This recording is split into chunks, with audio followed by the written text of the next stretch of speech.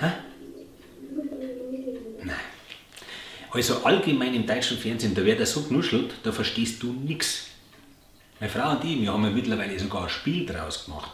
Wir deren wettraten, was die gesagt haben. Ja? Beim Tatort zum Beispiel.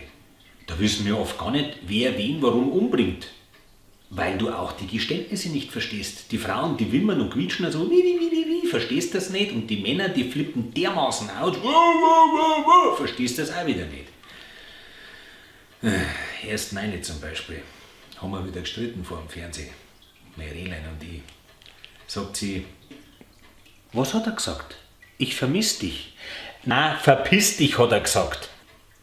Ich bin mir aber sicher, dass er sie liebt. Und deswegen hat er gesagt, ich vermiss dich. Du darfst ja sowas zu mir nie sagen.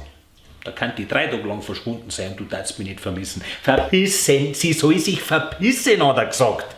Ja, so drehst du mir auch immer das Wort im Mund um.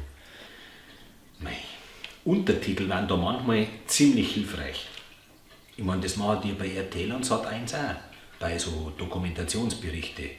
Da wenn einer Dialekt redet, bayerisch zum Beispiel, da klatschen die so eine Bauchbinde drunter und dann wird alles aufs Hochdeutsche übersetzt. Neulich erst. Bei Familien im Brennpunkt, da war das eine alte Bayerin und die hat erzählt, wieso ihr Mann auf das Sommerfrischlerpaar losgegangen ist. Dann haben die den Text unten eingeblendet in Hochdeutsch.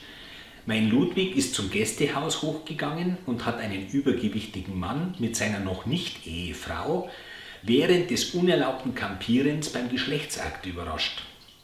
Und gesagt hat die Bayerin, ja freilich, der Lucke, der ist zur Hitten aufgegangen, da hat er so einen greiseligen Pfui-Teufel mit einer Mordstrumwampen und seiner gar nicht angeheiratete Matz mitten beim wilden Zeiteln beim Sorgzeug zusammensteckert erwischt.